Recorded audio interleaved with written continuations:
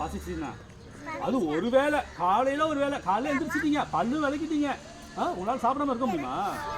இட்லியோ தோசையோ ஆப்பமோ ஊத்தாப்பமோ பூரியோ சப்பாத்தியோ ஏதாச்சும் என்னதான் பண்ணணும் சொல்லுங்க சாப்பிடணும். அப்பதானப்பா வயிறு ஃபுல்லா இருக்கும், அப்பதானே மயக்கம் வராம இருக்கும். ஸ்கூல்ல போய் நல்லா படிக்கலாம். எப்போ நல்லா சாப்பிடும் போது சொல்லுங்க, நல்லா சாப்பிடும் போது ஸ்கூல்ல மயக்கம் பிடிக்கல ஒண்ணுங்களா? நல்லா தடகாத்தமா இருக்க மாட்டீங்க.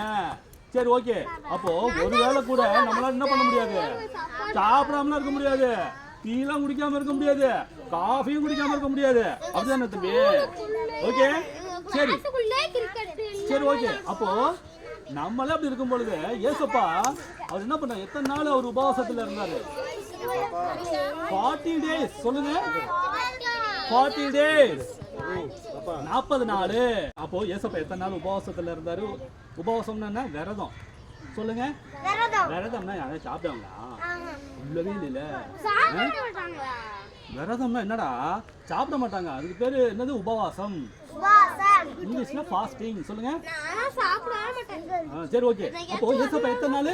40 நாள்ப்பா. அப்போ 40 நாள் பாசி முடிஞ்சா அவருக்கு என்ன ஆயிடுச்சு? பசி உண்டாயிடுச்சு. சொல்லுங்க பசி உண்டாயிடுச்சு. அப்போ ஏசப்பாக்கு பசி உண்டாயிடுச்சுன்னு ஒருத்தனுக்கு தெரிஞ்சு போச்சு. சாத்தானுக்கு தெரிஞ்சு போச்சு.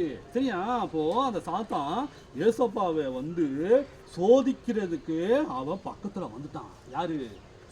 சாத்தான். ஏசப்பா பக்கத்துல வந்தோடனே ஏசப்பா பக்கத்துல வந்துட்டு, இயேசுவே உங்களுக்கு தான் பசி உண்டாச்சுன்னு தெரிஞ்சு போச்சுல்ல, அப்ப நீங்க என்ன பண்ணுங்க?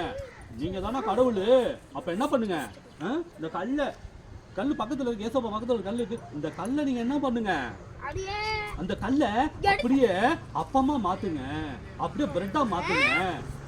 அப்ப பிரெட்டா மாத்திட்டு என்ன பண்ணுங்க? அது நீங்க சாப்பிடுங்க அப்படின்னு பிசாசு சொல்லிட்டு இருக்கான். யாருகிட்ட?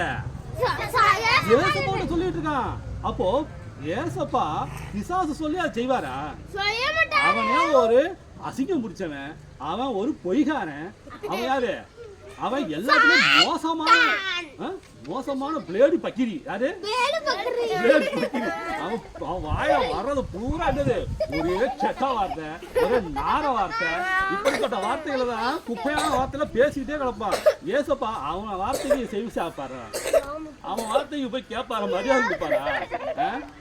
அப்போ ஏசப்பா என்ன பண்ணாரு?